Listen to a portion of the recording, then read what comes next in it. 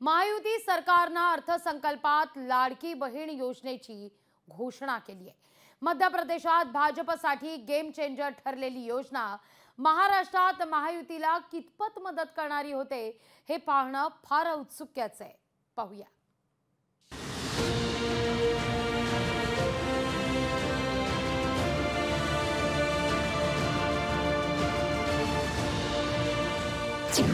मुख्यमंत्री माझी लाडकी बहीण योजनेची घोषणा। आमच्या लेकी बहिणींच्यासाठी मुख्यमंत्री माझी लाडकी बहीण योजना आज मी घोषित करत आहे। महिलांना दरमहा मिळणार 1,500।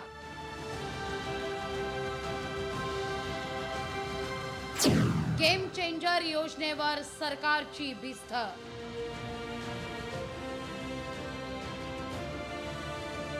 विधानसभा निवडणुकीच्या तोंडावर महायुती सरकारनं मुख्यमंत्री माझी लाडकी बहीण योजनेची घोषणा केली आहे।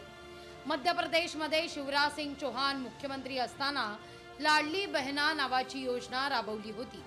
या योजनेमुळे नकारात्मक वातावरण असतानाही भाजपला मोठं यश मिळालं होतं। आता महायुती सरकारनंही मुख्यमंत्री माझी लाडकी बहीण योजनेची घोषणा केली आहे। या योजनेअंतर्गत लाभार्थी महिलेला महिना 1,500 रुपये मिळणार आहेत। वर्षाला एका महिलेला एकूण 18,000 रुपये मिळतील। 21 ते 60 वर्षापर्यंतच्या महिला लाभार्थी असणार आहेत। जुलै 2024 पासून ही योजना सुरू होईल। योजनेकरता वार्षिक 46,000 कोटी रुपयांची तरतूद आहे। वय 21 ते 60 वर्ष वयोगटातील पात्र महिलांना शासनातर्फे दरमहा 1,500 रुपये प्रदान करण्यात येतील। माझी लाडकी बहीण योजनेसाठी दरवर्षी 46,000 कोटी रुपयाचा निधी उपलब्ध करून देण्यात येईल। योजनेची अंमलबजावणी जुलै 2024 पासून करण्यात येईल। विरोधकांनी या योजनेवर टीका केली आहे। महिलांसाठी ही योजना राबवली आहे, तशी तरुणांसाठी देखील योजना राबवायला हवी होती, असं मत उद्धव ठाकरे यांनी व्यक्त केलंय। महिलांसाठी लाडकी लेक किंवा लाडकी बहीण ही योजना आणत असेल तर जरूर आणा, आम्ही स्वागत करतो। पण मुलगा आणि मुलगी असा भेदभाव करू नका। मुलींसाठी काही आणत असाल तर मुलांसाठी आणा, त्याच्याबद्दल कुठे तशी काही वाच्यता नाही आहे। उद्धव ठाकरेंच्या आरोपांना मुख्यमंत्री एकनाथ शिंदेंनी उत्तर दिलंय।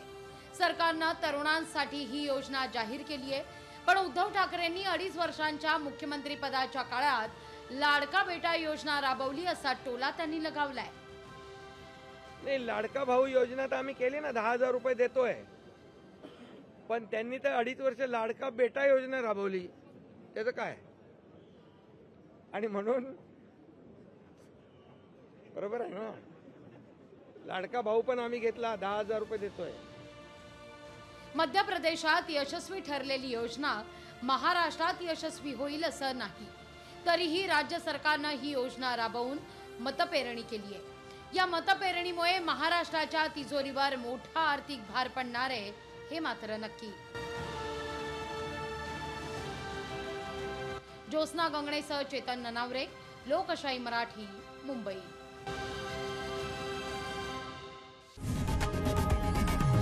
लोकशाही मराठी ऐका, पहा, जागरूक रहा।